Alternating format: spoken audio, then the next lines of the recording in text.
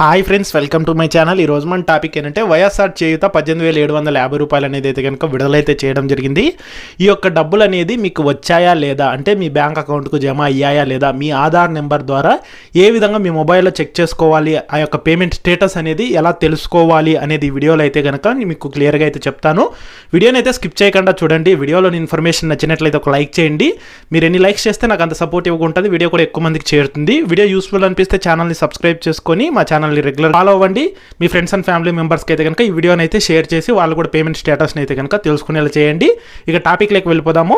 So ఈరోజు చేయూతకు సంబంధించి CM Jaganmohan Reddy 4వ విడత 18,750 రూపాయలు అనేది ఆ యొక్క ఎస్సీ, ఎస్టీ, బీసీ, మైనార్టీ వర్గానికి చెందిన 45 నుంచి 60 సంవత్సరాల మధ్య వయసు కలిగిన మహిళలకైతే జమ చేయడం జరిగింది. సో అనకాపల్లి నుంచి అయితే కనుక దాదాపుగా 27 లక్షల మంది మహిళలకైతే కనుక దాదాపుగా 5,060 కోట్లను అయితే కనుక విడుదలైతే చేయడం జరిగింది. ఈ యొక్క డబ్బులు అనేది మనకు వారం రోజుల్లోపు అందరికీ జమ అయితే అవ్వడం జరుగుతుందన్నమాట. సో ఎవరు టెన్షన్ పడాల్సిన అవసరం లేదు. మ్యాక్సిమం ఈరోజు సాయంత్రం లేపు లేదంటే కనుక రేపైనా కానీ మనకు డబ్బులు అయితే జమ అవుతాయి.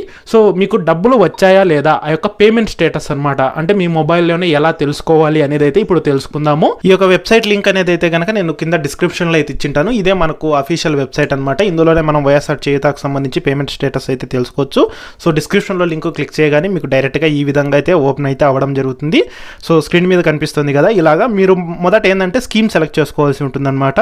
సో మీరు వైఎస్ఆర్ చేయూత కాబట్టి ఇప్పుడు సెలెక్ట్ చేసుకుంటున్నావు గారు కాబట్టి సో వైఎస్ఆర్ చేయూతని అయితే సెలెక్ట్ చేసుకోండి. తర్వాత ఇయర్ సెలెక్ట్ చేసుకోవాల్సి ఉంటుంది. ఇప్పుడు మనకేంటంటే ఇది 24-25 కాబట్టి ఇయర్ అయితే కనుక సెలెక్ట్ అయితే చేసుకోండి.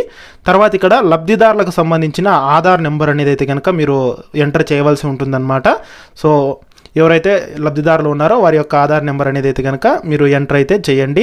క్లిక్ చేసిన తర్వాత ఇక్కడ ఏంటంటే కనుక మీకు క్యాప్చా అనేది ఎంటర్ చేయాల్సి ఉంటుంది. క్యాప్చా ఎంటర్ చేసిన తర్వాత మీరు గెట్ ఓటీపీ మీద క్లిక్ చేసినట్లయితే కనుక, అంటే ఇక్కడ గెట్ ఓటీపీ ఉంది కదా, దీని మీద మీరు క్లిక్ చేస్తే కనుక మీ యొక్క రిజిస్టర్ మొబైల్ నెంబర్కి అయితే కనుక ఓటీపీ అయితే రావడం జరుగుతుంది.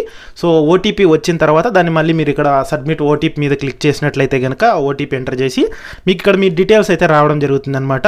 Basic details, application details, payment details.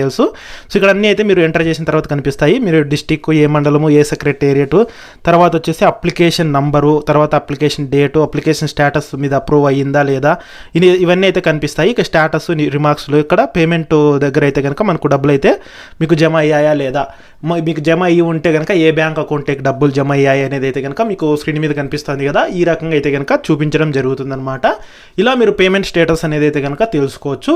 ఒకవేళ మీకు డబ్బులు వచ్చి ఉన్నా సరే ఇక్కడ అప్డేట్ అవ్వడానికి కొద్దిగా టైం అయితే పడే అవకాశం అయితే ఉంటుంది కాబట్టి సో మీరు టెన్షన్ పడాల్సిన అవసరం లేదు. ఒకసారి మీ బ్యాంక్ అకౌంట్ చెక్ చేసుకోండి. ముందుగానే మీకు డబ్బులు వచ్చి ఉండవచ్చు అనమాట. ఇక్కడ అప్డేట్ అవ్వడానికి కొద్దిగా టైం అయితే పడుతుంది. సో మనకు వారం రోజుల్లోపు డబ్బులు అయితే అందరికీ జమ అయితే అవ్వడం జరుగుతుంది.